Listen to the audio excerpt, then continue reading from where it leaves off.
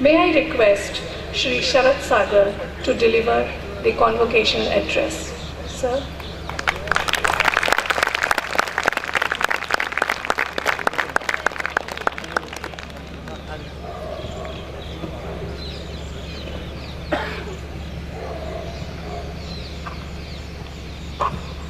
You all look so good today. Give yourselves a round of applause. I'm just doing my mic check. Wonderful. This is my second time in your beautiful city. And the last time I was here, I had the great honor of meeting Madam Amin. And I was speaking at the Ramakrishna Mission here in Vadodara. And I started my speech with the words Madam Amin, and it crossed 1 million views on the internet. So today I'm very decided. I'm going to start the speech with Madam Amin and not President Amin. So here we go. Madam Amin, President Rahul Aminji, Provost Malik, members of the board, members of the faculty, friends and alumni of the university, proud parents, and of course you, the graduating class of this great university. A very good evening to each one of you. It's an incredible honor for me to be standing here and speaking to you, to be here as your chief guest and to deliver the Convocation Address. And I'm super nervous, because I was told that I'm your 5th Convocation speaker ever and the nation's youngest. And just look at the lineup. In the past years, you had a member of the House of Lords. Then you had one of India's highest civilian awardees. You had CEOs of the nation's largest corporations. And now you have me. A small boy born and brought up in small towns and villages of Bihar. And standing in front of you right now. But then that's the kind of country that you're graduating college in. It is the only country in the world where a young boy from the coast of Rameshwaram can go on to be the missile man of this country. And even the most beloved president. It is the only country in the world where the son of a Kolkata attorney can go on to make a speech at the World Parliament of Religions in Chicago that would shape the world and shake it even 125 years later. It is the only country in the world where mothers who could not read or write groomed the greatest scholars, and fathers who could never cross a state border or the national shores themselves educated their kids at the greatest institutions in different states, and not just that, even overseas. It is the only country in the world where language and culture and tradition changes every few kilometers. But we all sing the same beautiful national anthem, pledge our allegiance to the same proud flag, and show our patriotism in our own unique ways, in our own languages. We pray for the betterment of this country in our own places of worship. Our prayers may look different, but our hopes are the same. We enjoy and celebrate sports and music and food in our own unique ways, but at the end of the day, it all comes together to be truly Indian. So if there's one thing I want to tell you, even before I begin my Convocation Address, that you were born and you graduated college in a country where all good things are possible. And my standing here is one that tells you that story, and the history of this country tells you that story. Be it the story of President Kalam or Swami Vivekananda, be it the story that we witness in our homes every single day, when our mothers, who may not have received doctorates themselves, create the finest PhD scholars. I'm pretty sure there are so many of you who are sitting in the audience today that you know that your father did not have this degree, or your mother did not have this degree, and you would not have had this degree had it not been for them. So give them a round of applause.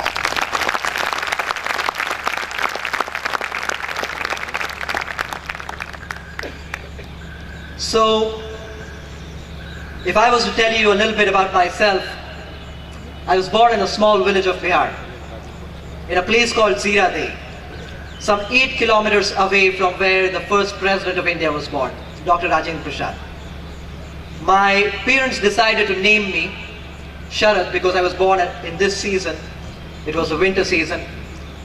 They decided to name me Vivek after the great patriot monk who I just talked about, Swami Vivekananda. And they named me Sagar after a great Indian feminist and a champion for everybody's education and social reform, Ishwar Chand Vidyasagar. One who championed female education in this country, one who championed several social reforms and even got the Widow Remarriage Act passed by the British.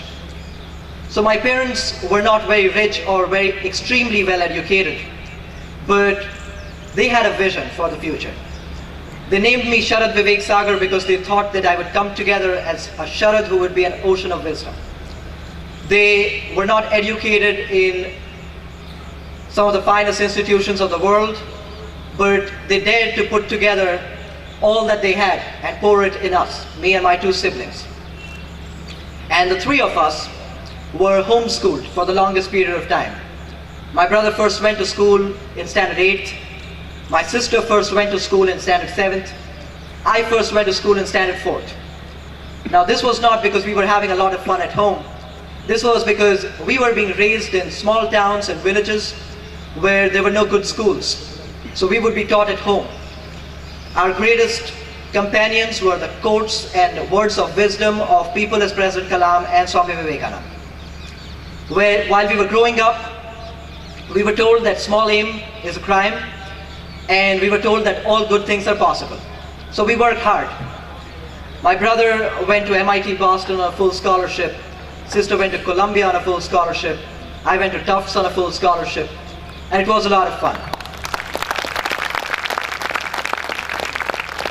While I was in school, between standard 4th and standard 12th, I competed in almost everything that came my way. So I would compete in quiz competitions and debate competitions. I would just put my name in for any scholarship exam or any conference that was going to take place. And between standard 4th and standard 12th, I had the great honor of representing this great nation in over 6 different countries. Represent India on UN boards and continue to engage at every single platform and see quite a bit of success as a high school student. But it reminded me why I was doing what I was doing. And the answer was very clear. When I was being homeschooled in small towns and villages of Bihar, my daily habit was to read the newspaper. And the moment I would hear a good story, read a good story about any student who had achieved something, gone to a great university or won a big competition, bagged a big scholarship or spoke at a recent conference, I would just write down their names and the competitions that they went to. When I first went to school, I took out this diary where all these opportunities were listed already. So I started participating in these competitions and won at a number of those. And it reminded me that when I was in school, my story was my story because of my upbringing. I knew that these opportunities existed, so I won at all these competitions. My friends didn't know about these opportunities. So while I was still in high school, I founded an organization called Dexterity Global with the idea to extend the same opportunities to other young people around me so that we could hone future leaders. Because it was clear to me that it is not just hard work that takes you from A to B. You need to know what opportunities are there for you.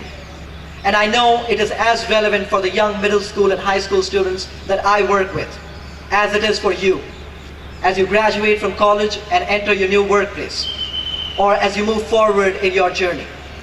You'll work hard, but a number of times you'll need to be super aware of the opportunities that are around you. So overall, if you really look at it, I had a diverse upbringing overall, from being in small towns and villages of Bihar to being educated in the intellectual capital of the world, literally, in the great city of Boston, where once I graduated, I had the great honor of being the first Indian to deliver the graduation address at my university in 160 years. And that probably makes me one of the fastest people to go from the graduation address to the convocation address. So that is good. But let's talk about what's more important here. When I graduated college, I received an offer to go to Harvard for a master's degree. But I'd spent 4 years' time working between 2 time zones, managing a full-fledged team here on ground in India, and continuing to work towards my degree in the US. So I decided to turn down the offer and return to India. When I was in college, everybody would ask me that you received this big scholarship worth several crores to come to college here. What will you do once you graduate? And I would always tell them that on the night of graduation, I'll take the first flight back home. So in the morning, I delivered the graduation address. And in the evening, while everybody else was partying, I hope some of you do that tonight, but as everybody else was partying, I took the first flight back home to India and went back to where I came from, the state of Bihar.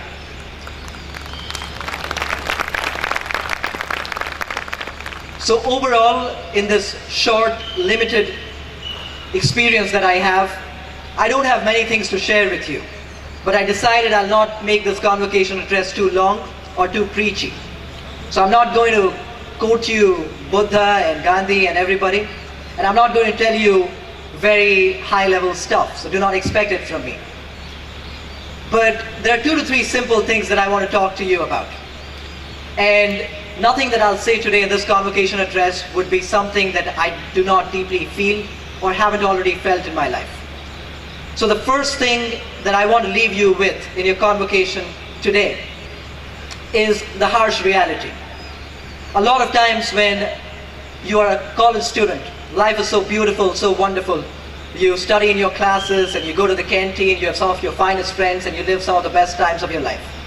And everybody tells you that once you graduate, you'll graduate into the real world. Everybody will treat you with respect. You have a great degree and you'll be doing good things. I want to tell you the same thing, but I want to add something else. I want to let you know that a number of times in life will punch you in the face. And it will actually literally punch you in the face. Do not be bothered by that. The day I received this convocation address, invitation to come here and speak to you, to my left was my ailing brother, who had been my personal hero throughout my life, who, as I mentioned, went to school for the first time in Standard 8.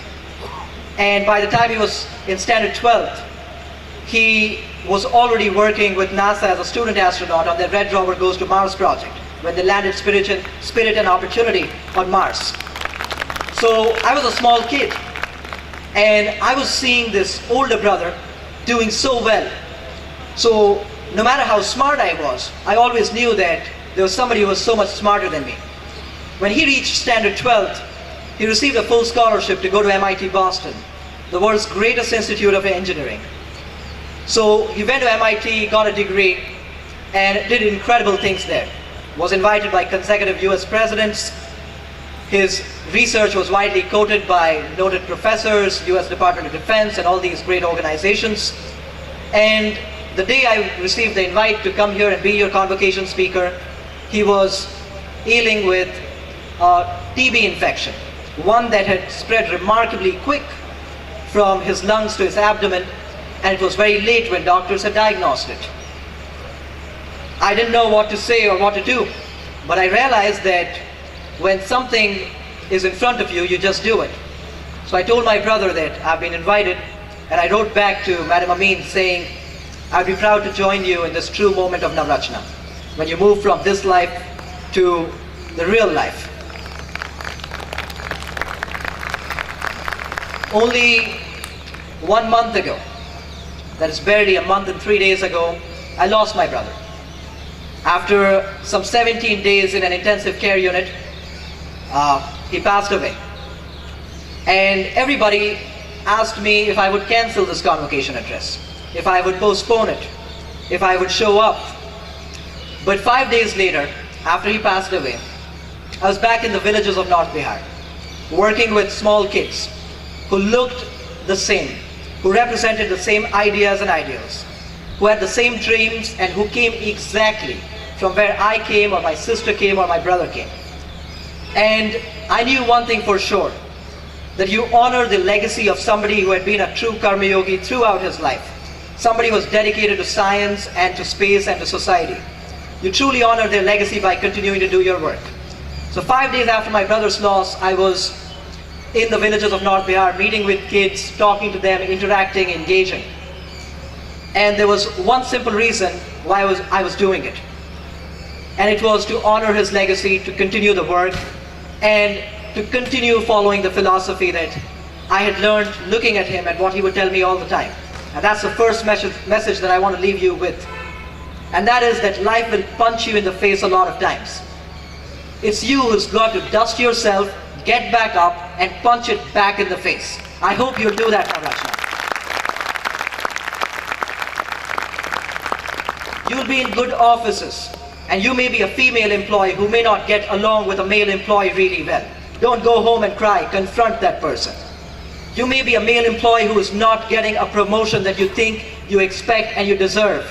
If that doesn't happen, put a letter asking for an explanation and put a letter that says that you're resigning.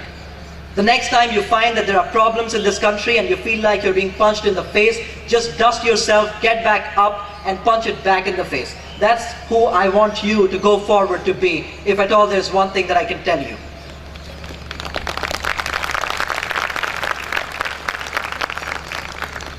The second thing I want to let you know comes from my personal experience. Next year, the organization that I founded as a high school student would turn 10, Dexterity Global. We set out to groom next century leaders because we felt it wasn't enough to call our politicians leaders when sometimes they could not even behave like one. We felt that we needed leaders in the field of business, in the field of medicine, in the field of engineering and healthcare, in all other avenues that are not even considered leadership. What President Amin is doing, or what Madam Amin is doing, what your faculty and what all the board members are doing is leadership. What a friend of yours who might just have picked a plate left at a canteen table did was leadership. What you do when you help an old woman cross the road is leadership. When you stand up for somebody, or when you do right things, when you have the right values and you know your heart is in the right place, all of that is leadership. So some 10 years ago, we set out to groom leaders, but we realized we need to connect them with every single opportunity. So we connect around 5.5 million kids in this country alone with opportunities on the 1st of every month and the 15th of every month, right there in their own homes and schools. At Dexterity, I have had the honor of meeting some remarkable young people. So we connect kids with opportunities, we help them build their skill sets, we help them write their applications to some of the finest colleges in the world. When I say write their applications, I mean not the lines that they will write, but at least letting them know what the timelines look like, what the deadlines are like. Can they get a scholarship to go to a university as great as Harvard?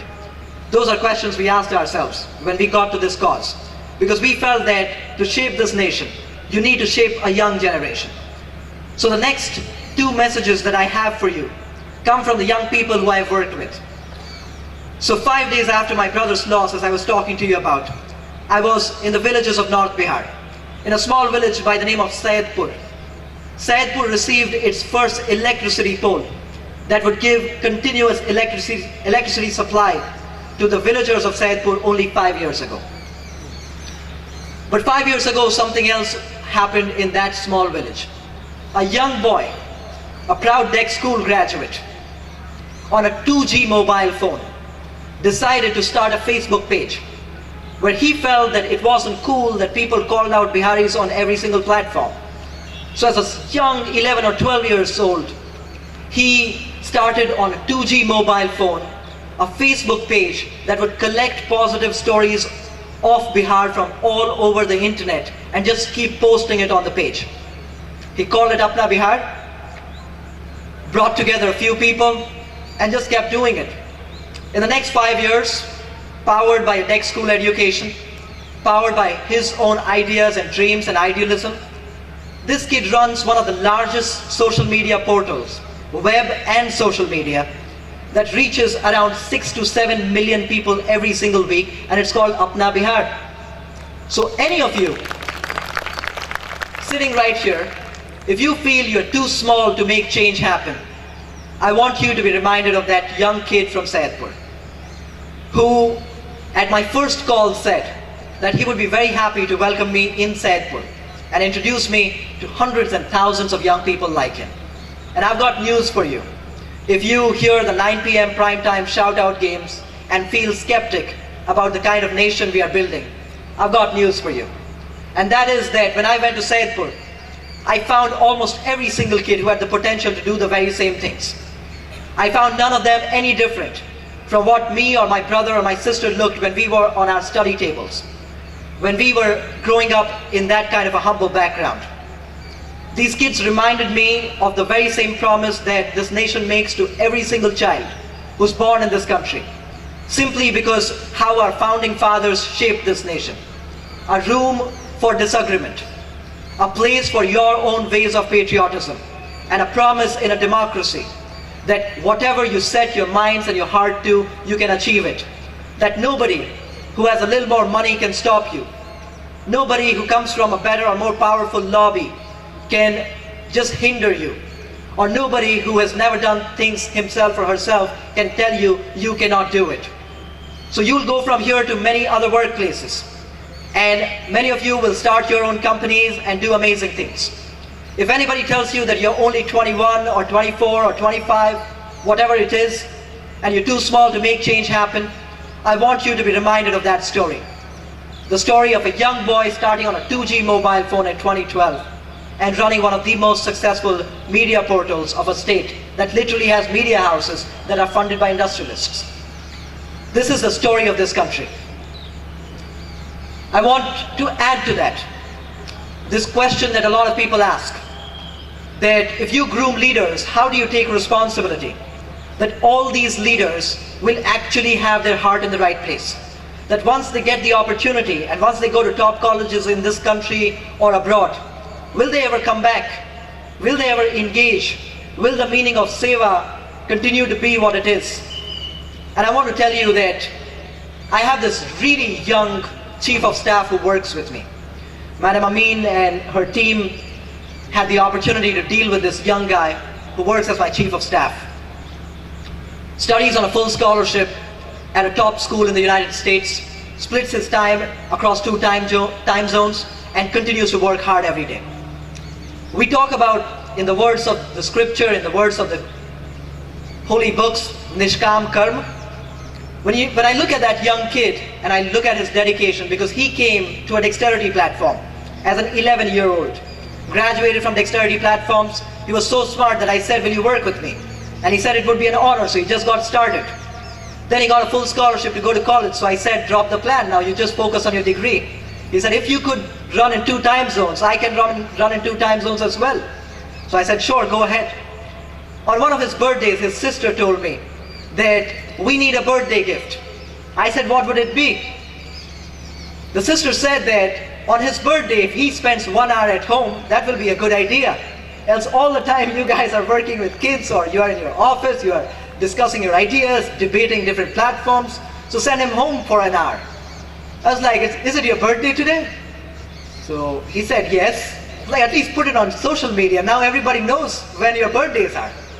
So these are 2 young kids, some 11, 12-year-old when they started, some 17, 18-year-olds right now. And if I could not think of a better example to give you, when I wanted to talk about Nishkam Karma, that I want and hope that all of you will take up. And when I wanted to tell you that no matter how young you are, you just get started. So I hope that these 2 messages are powerful enough for you to go ahead and change the world in your own unique, meaningful ways. The first, that be ready that life will punch you in the face. But dust yourself, get back up, and punch it back. And the second thing, that you're never too young, never too small to make change happen. But I want to add a word of caution before I leave you today. And that is that a lot of times in your life, you will feel powerless. You'll feel, what can I do about this situation? The people who you are up against are too powerful. The task ahead of you is too huge. And the skills that you need are probably ones that you can never acquire. In these moments, I want to quote you a very short story from my own life. When I moved to Patna, I continued my daily habit, one that I have left recently. That was reading newspapers every single morning. As some 12-year-old or 13-year-old, I guess, I read this news story about a renowned Patna doctor who on the night of Diwali had a few people visit his house and complained to him that they had an ailing patient. So this gentleman was on the dinner table. An 8-year-old girl, another one 14, a wife, and this doctor. He left the dinner table immediately because that is what he signed up for. As a doctor, you are on 24/7 duty. And nobody knew it better than this doctor. So he left his dinner table and rushed to his clinic that was on the ground floor. When he went to the ground floor, these people who were pretending to be patients shot several bullets and he died on the spot. I read it in the newspaper next morning. This entire story mentioned. And the only thing I could relate to in this story was one, the kind of world we live in, where anything can happen at any moment, where your security is not just your responsibility, sometimes it is you are on your own. It is your only responsibility sometimes. So I read this newspaper, I could connect to the sad things that happen in the world. But there was this other thing that I could connect to. This doctor was survived by a daughter who was older than me, and a daughter who was younger than me. And I wondered if I could do anything about it. I didn't even say this to my parents, because they'd be like, have you finished your homework for the day? So this hurt me, and this is not just the only story. It is just one worth sharing, so I'm sharing it with you. I felt powerless, I felt belittled. In one moment I knew that I could do nothing about it. And there'll be a lot of moments in your life when you would know that. But several years later, last year, we had a young girl from the state of Bihar go to a top university in the US on $250,000 in scholarship. When she came to our office, I was just discussing with her. I was like, what's your journey been like? This is going to be a great opportunity for you. The next 4 years are going to be one hell of an experience. What do your parents do? Where do you come from? Because I tend not to know those things. So she told me that her mother was a doctor. Her father was a doctor as well, but he was no more. It turns out it was that 8-year-old girl who, in the worst of situations, decided not to give up hope, who had every reason to feel that life had been put to an end, who had no role models for that matter sometimes, and who had every reason to be somebody who would not do the homework because she didn't feel like, who had every opportunity to say that she felt lonely and that she had her own excuses or complaints. And her excuses, by the way, are very real. But she chose not to do that. And she chose to continue to fight hard, gain a world-class education for herself, and keep moving forward. Navrachana tonight, on this historic night for yourself as well, because you'll do many things in life, but you'll never graduate from college one more time with the degree that you're getting right now.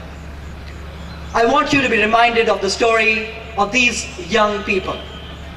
One who builds out a media startup on a 2G phone, one who goes to a great university on a full scholarship and still works across 2 time zones, one who does not let even the losing of a father to violence be an excuse or be something that would weaken her. Then my question to you is, what's your excuse, Navrachana?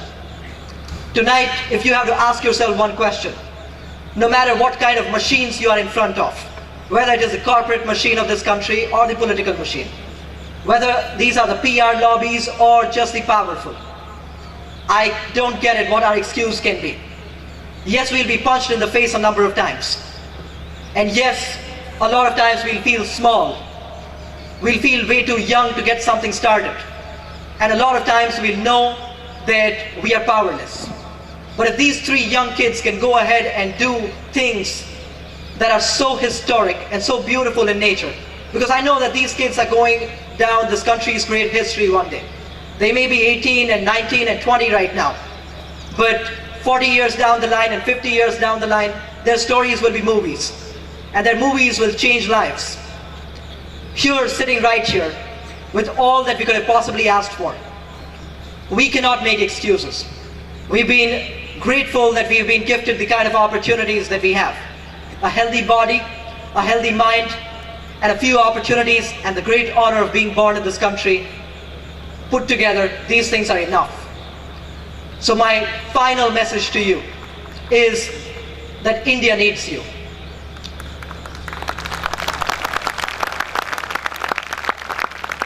It needs young people who will not watch TV shows to find which anchor shouts more, who will not watch cricket matches just because one couple looks great, who will not be left in Cinepolis and PVRs in this country.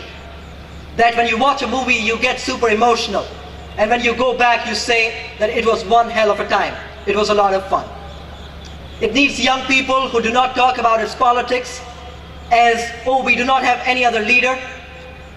It needs young people who, when they look at the corporate ladder, do not praise just the people who are there, but who ask the honest question, that why in an independent India, 70 years after our independence, a woman in this country has to work 117 days extra to earn the same salary that a gentleman would.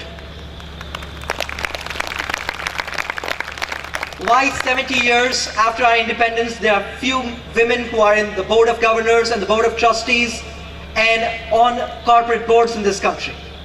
Why even 70 years after our independence our fight is still that there are so many people who die out of poverty and hunger, and there are so many people who die outside government healthcare facilities, and so many who get billed 700% extra at private healthcare facilities? I do not have all the answers, and I do not have all the solutions. So I took up to what I do today. Work with the next generation of leaders. Hopefully engage them in powerful pursuits. Help them secure a good education. And hope that in the next 10 years, 20 years, 30 years, or even within a century, we can see an India that breathes differently, not the Delhi air. An India that talks differently, not the prime time language. An India that hopes differently, not the political speeches. And an India that grows differently, not just the top 1%. So I hope